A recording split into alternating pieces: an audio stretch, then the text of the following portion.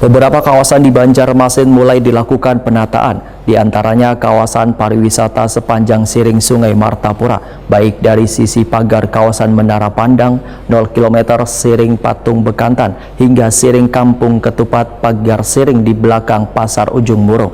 Dan dalam pembenahannya mulai dari pemasangan pagar besi permanen hingga proses pengecatan.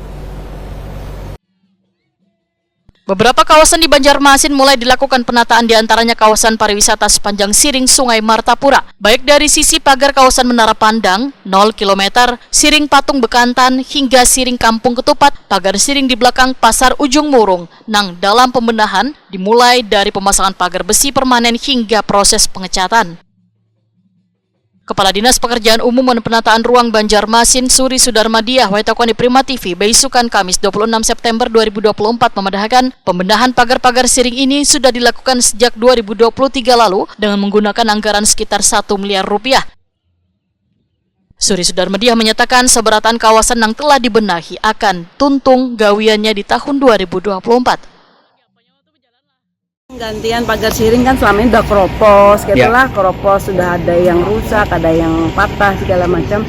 Jadi memang dari 2023 kemarin sudah kita lakukan, sudah ada beberapa ratus meter lah ya. Nah tahun 2024 ini kami selesaikan.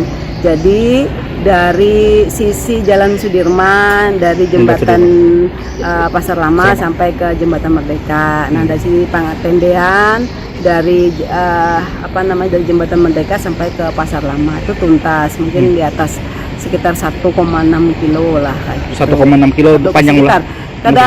Kada pasnya, mungkin sekitar 1,6 sekitar itu kayak gitu.